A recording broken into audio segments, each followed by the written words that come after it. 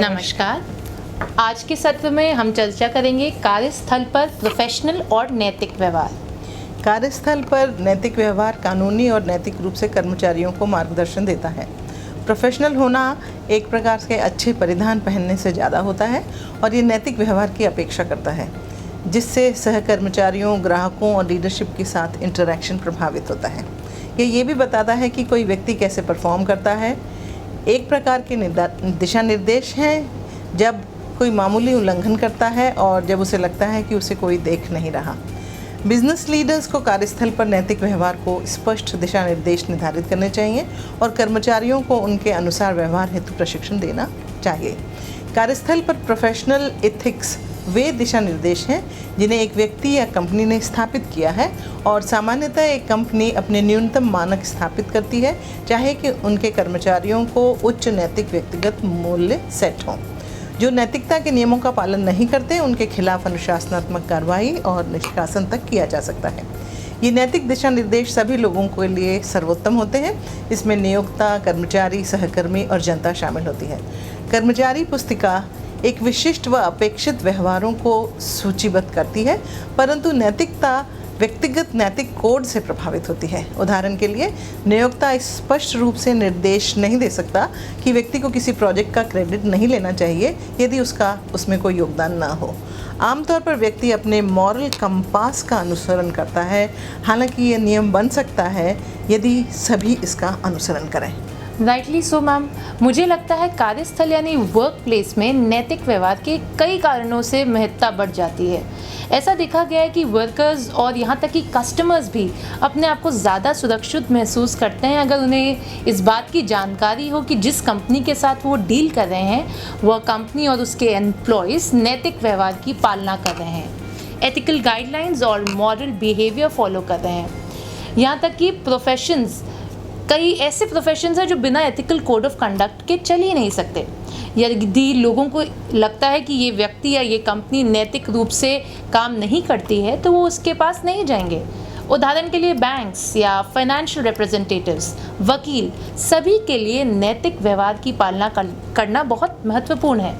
और फिर ethical guidelines कार्यस्थल में कॉन्फ्लिक्ट रेजोल्यूशन के लिए भी सहायक होती हैं। वह मदद करते हैं कि कैसे कार्यस्थल में एक एथिकल कल्चर सक्रिय तरीके से बनाए रहे। और इस एथिकल क्लाइमेट में न केवल सीनियर्स का इन्वॉल्वमेंट होना ज़रूरी है बल्कि सभी स्टेक होल्डर्स का इन्वॉल्वमेंट अत्यंत आवश्यक है।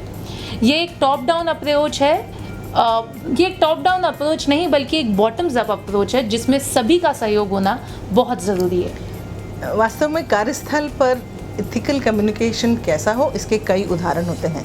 सबसे नैतिक और भरोसेमंद व्यवहार मनी मैनेजमेंट से शुरू होता है। संस्था में वो लोग पसंद किए जाते हैं जो पैसों और वित्तीय लेन देन को नैतिक रूप से लेते हैं। एथिकल कम्युनिकेशन एक और क्षेत्र है जिस पर स्पष्ट प्रशिक्षण की आवश्यकता होती है। एक कर्मचारी द्वारा जो ग्राहक या सहकर्मी से परेशान है, गोपनीयता भंग करके यदि वो ईमेल कर दे या उसकी गपशप के लिए केवल फॉरवर्ड कर दे तो ये उपेक्षित नहीं माना जाता। कोई सेट स्टैंडर्ड नहीं होने पर यदि कोई बॉस किसी ग्राहक या सहकर्मी का उपहास करता है तो सोचा जाएगा क्या यही ठीक है, तो वही कल्चर कंपनी में बनता है। एथिकल स्टैंडर्ड बनाया जाना आवश्यक है संभावित भेदभाव और बुलिंग, खासकर दादागिरी को रोकने के लिए। एथिक्स गलत और सही से अधिक है। ये एक इंटीग्रेट कर्मचारी जो 2 मिनट पहले स्टोर बंद नहीं करता क्योंकि वो चाहता है कि अधिकतम कुशलता के साथ काम हो। किसी की मदद के लिए 10 मिनट देर तक भी वो रुक सकता है क्योंकि उसकी इंटीग्रिटी काफ़ी हाई है और वो कर्मचारी समस्या के समाधान हेतु प्रोएक्टिव होता है। वो पासिंग द बक पर विश्वास नहीं करते बल्कि जिम्मेदारी लेना पसंद करते हैं। हालांकि ये सिर्फ नैतिकता का पूरा लक्षण नहीं है, पर फिर भी ये नैतिकता की बेसलाइन को बताता है। मैम, कहीं ना कहीं ऐसा लगता है कि अनैतिक व्यवहार को नैतिक व्यवहार की तुलना में पहचानना ज़्यादा आसान हो सकता है, क्योंकि कभी कभी ये कहना आसान होता है कि क्या सही है इसके बजाय कि क्या गलत है। क्योंकि कोई भी सीरियस मिसकंडक्ट अक्सर छोटे अपराधों से शुरू होता है, इसलिए सभी प्रकार के अनैतिक व्यवहारों को पहचानना बहुत महत्वपूर्ण है। जब वर्क प्लेस या बिजनेस के संदर्भ में अनैतिक व्यवहार की बात करती हैं या उसकी बात आती है तो हम अक्सर भ्रष्टाचार या फ्रॉड के मामलों के बारे में सोचते हैं, क्योंकि ये अक्सर बड़ी सुर्खियां बन जाती हैं। लेकिन अन्य प्रकार के नैतिक व्यवहार, अनएथिकल बिहेवियर भी हैं जो कार्यस्थलों पर होते हैं, जिनमें से कुछ भ्रष्टाचार से कम गंभीर माने जा सकते हैं, लेकिन वह भी वर्क प्लेस पर अनैतिक माहौल यानी अनएथिकल कल्चर बनाने का कारण बन सकते हैं। एक कार्यस्थल पर क्या गलत हो रहा है ये समझने के लिए ये बहुत महत्वपूर्ण है कि हम इन सभी प्रकारों के अनैतिक व्यवहारों को समझें। छोटे अपराधों से लेकर गंभीर अपराधों तक हम इन्हें पहचानें। प्रोफेसर लियो हर्बर्ट्स और quality of governance VU university ने 10 सामान्य इंटेग्रिटी वायलेशंस की एक टाइपोलॉजी विकसित की है। मैम, क्या ये आप हमें और गहन से समझा सकते हैं? ये टाइपोलॉजी दुनिया के किसी भी संगठन में अनैतिक व्यवहार को पहचानने के लिए उपयोगी होती है। आइए इन 10 प्रकार के अनैतिक व्यवहारों पर करीब से नज़र डालें। जब कोई निजी हित के लिए अपने शक्ति या अधिकारों का दुरुपयोग करता है तो उसे भ्रष्टाचार कहा जाता है। भ्रष्टाचार रिश्वत का रूप ले सकता है। ये पैसा, सामान या उपहार के रूप में हो सकता है। उदाहरण के लिए, यदि कर्मचारी तीसरे पक्ष के हित के लिए काम करे और उसको वादानुसार व्यक्तिगत लाभ पहुंचाए। सामान्य बिजनेस प्रैक्टिस, जो कि एक ग्रे एरिया है, जैसे कि ट्रैवल और अकोमोडेशन का भुगतान, महंगे लंच और डिनर का रिएम्बर्समेंट आदि। हमेशा ये प्रश्न उठता है कि इसका भुगतान किया क्यों जाता है, क्या इसके बदले कुछ अपेक्षित है? ध्यान रहे, लेने और देने दोनों के पक्ष भ्रष्ट हैं। भ्रष्टाचार परिवार, दोस्तों, राजनीतिक दलों, फर्म्स को दिए जाने वाले लाभ के रूप में भी है। भ्रष्टाचार का दूसरा रूप वंशवाद, भाई भतीजावाद और संरक्षण भी है। पक्षपात रिश्वत की तुलना में कम गंभीर लग सकता है, क्योंकि इसमें डायरेक्ट मनी एक्सचेंज नहीं हो रहा।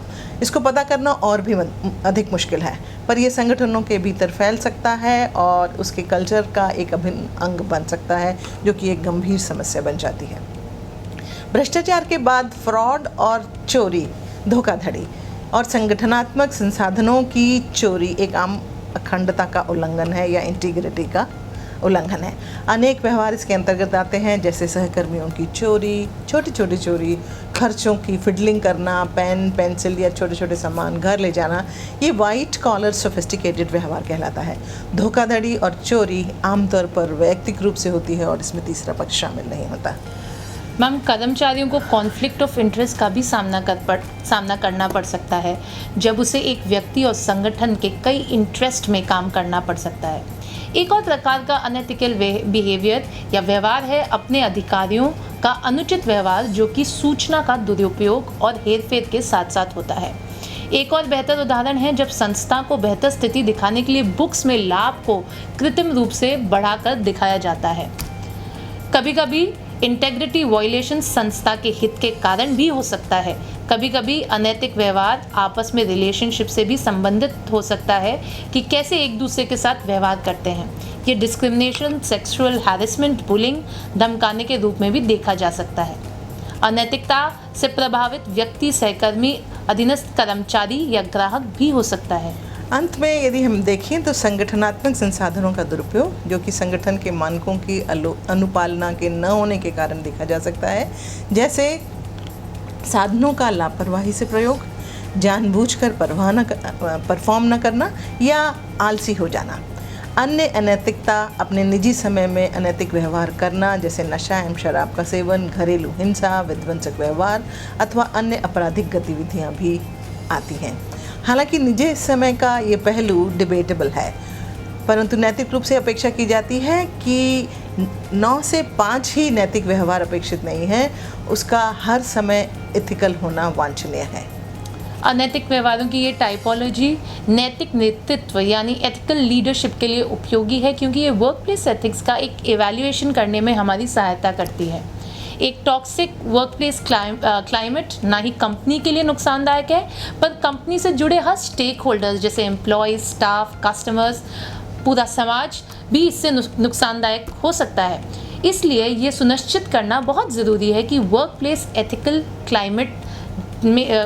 में जो क्लाइमेट हो वो एक एथिकल क्लाइमेट हो, जहाँ सभी स्ट्रॉन्ग एथिकल कोड को समझें, उसकी पालना करें। और कंपनी को भी ऐसा क्लाइमेट बनाने के लिए हर सक्षम प्रयास करना चाहिए। ऐसा क्लाइमेट जहाँ सभी एम्प्लॉयज़ अपने मैनेजमेंट तक अपने व्यू पॉइंट्स ओपिनियंस, ग्रीवेंसेस पहुंचाने में सुरक्षित महसूस करें, तब भी जब ये ग्रीवेंसेस किसी सीनियर या मैनेजमेंट के खिलाफ हों। बिल्कुल सही। ये जानकारी एथिकल बिहेवियर के लिए, वर्क प्लेस के लिए बहुत उपयोगी होगी, ये हमें आशा है। धन्यवाद। धन्यवाद। नमस्ते।